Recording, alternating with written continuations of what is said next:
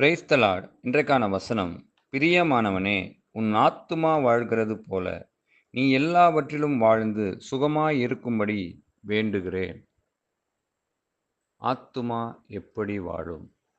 ஆத்துமா வாழ்கிறது போல எந்த அளவுக்கு நமக்குள்ள ஆத்துமா வாழ ஆரம்பிக்கிறதோ, நாம அந்த அளவுக்கு சுகமாய் இருக்க முடியும் அப்படின்னு இந்த வசனம் சொல்லுது. ஆத்துமா எப்படி வாழும்? எப்படி உலகப் பிரகாரமான வாழ்க்கைக்கு உணவு, உடை, இருப்பிடம் இவையெல்லாம் தேவையாக இருக்கிறதோ, அதுபோல ஆத்துமாவுக்கும் அநேக தேவைகள் உண்டு. முதலாவது தேவ பிரசன்னம். தேவ பிரசன்னம் மிக மிக முக்கியம் ஆத்துமாவுக்கு. அடுத்தபடியா வேத வசனங்கள்.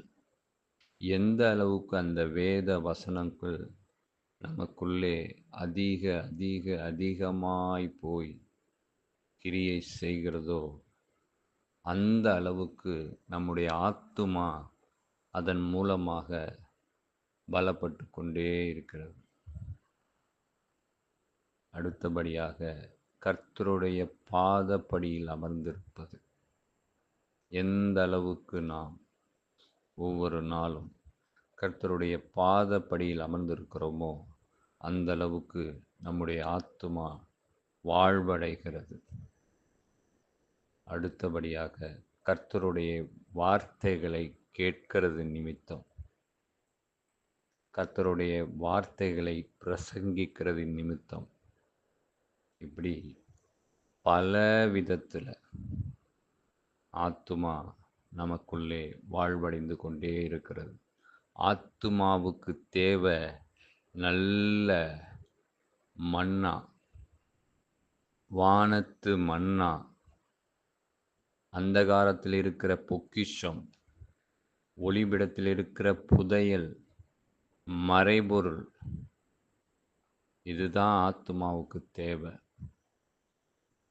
துதிப்பாடல், ஆராதனை, ஸ்தோத்திர பலிகள், இதெல்லாம் நாம் செலுத்தும்போது நம்முடைய ஆத்துமா மேலும் மேலும் மேலும் பலப்பட்டு கொண்டே இருக்கும். அதன் மூலமாக நாம் சுகமாக வாழ முடியும்.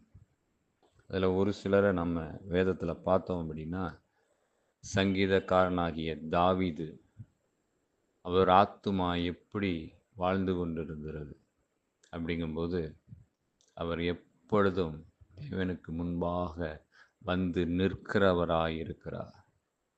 எந்த சூழ்நிலையிலும் தேவனை விட்டு பலி விலகாதவராயிருக்கிறார். எந்த ஒரு காரியத்தையும் தேவனிடத்தில் விசாரிக்காமல் அவர் செய்கிறதே கிடையாது. அதனால் அவருடைய ஆத்துமா வாழ்ந்து கொண்டே இருக்கிறது.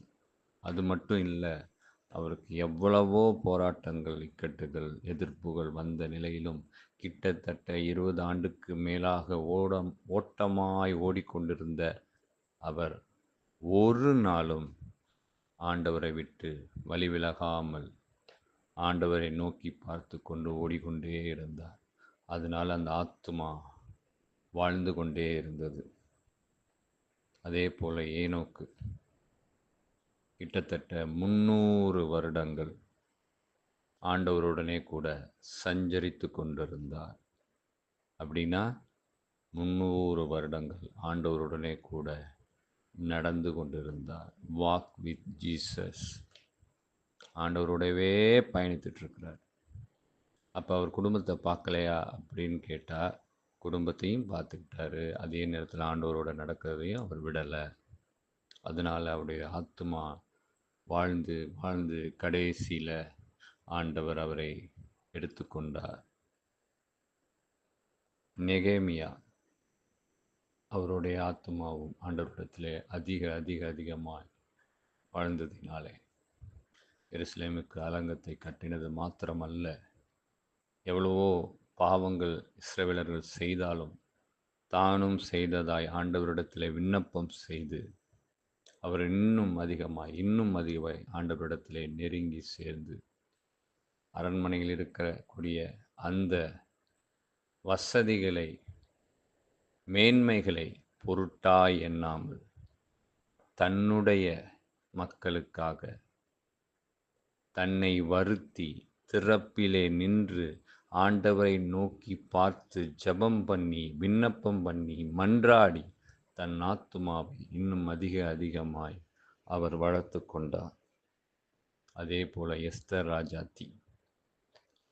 ராஜாத்தி ராஜாவை பார்க்கிறதற்காக 1 வருட காலம் தன்னை ஆயத்தப்படுத்தி கொண்டே இருந்தாள். ஒவ்வொரு விதத்தில் தன்னை ஆயத்தப்படுத்தி கொண்டே இருந்தாள். ஆயத்தப்படுத்தி ஆத்துமாவை வளர்த்து ராஜாவினிடத்திலே போய் ராஜாவை கண்டு கொண்டார். இதிலிருந்து நாம் புரிந்து கொள்ள வேண்டிய விஷயம் என்ன அப்படின்னா, ஆத்துமா எந்த அளவுக்கு நமக்குள்ளே வாழ்வடைகிறதோ அந்த அளவுக்கு நாம் சுகமாய் வாழ முடியும். அதனால் இன்னிலிருந்தாவது ஒரு தீர்மானம் எடுப்போம். ஆத்துமாவை வாழ பண்ணுகிற காரியங்களை செய்வோம். ஒவ்வொரு நாளும் ஒவ்வொரு நிமிடமும் நாம் ஆண்டவரை நோக்கி பார்த்து ஆண்டவருடைய சித்தத்தை செய்து ஆண்டவருடைய வார்த்தைகளை கேட்டு ஆண்டவருடைய வசனங்களை தியானித்து ஆண்டவருடைய பாதப்படியில் அமர்ந்து இன்னும் அதிகமாய் நாம் நம்முடைய ஆத்துமாவை வளர செய்யும்போது நாம் சுகமாய் சமாதானமாய் வாழ முடியும். காதுள்ளவர்கள் கேட்க கடவர்கள். ஆமென்.